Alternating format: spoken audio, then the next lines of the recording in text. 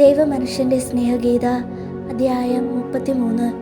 ഈശോയ്ക്ക് പ്രായപൂർത്തിയാകുന്നതിൻ്റെ ഒരുക്കങ്ങൾ.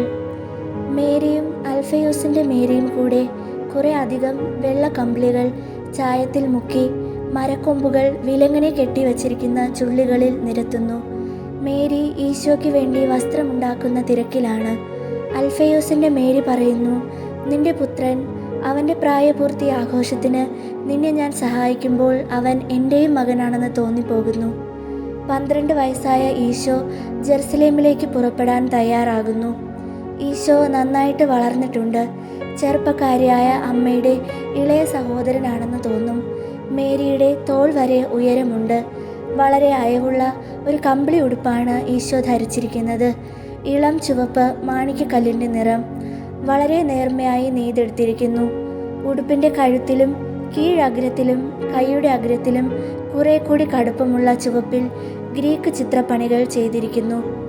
ഉടുപ്പ് പാദം മുട്ടിക്കിടക്കുന്നു. ചെരുപ്പുകൾ പുതിയതാണ്. ഈശോയുടെ സ്വർണ്ണമുടിക്ക് ഇപ്പോൾ കുറച്ച് തവിട്ട് നിറം കലർന്നിട്ടുണ്ട്. ചെവിക്ക് താഴെ വരെ വളർന്നിട്ടുണ്ട്. ഞങ്ങളുടെ മകൻ എന്ന് പറഞ്ഞ് മേരി തൻ്റെ മകൻ്റെ കൈക്ക് പിടിച്ച് പൊക്കുന്നു. ബന്ധുക്കൾക്ക് പരിചയപ്പെടുത്തി കൊടുക്കുന്നു. അവനെ അനുഗ്രഹിക്കൂ ജോസഫ്. ജെറുസലേമിലേക്ക് പോകും മുമ്പ് അനുഗ്രഹം നൽകൂ. യാത്ര ആരംഭിക്കുന്നു.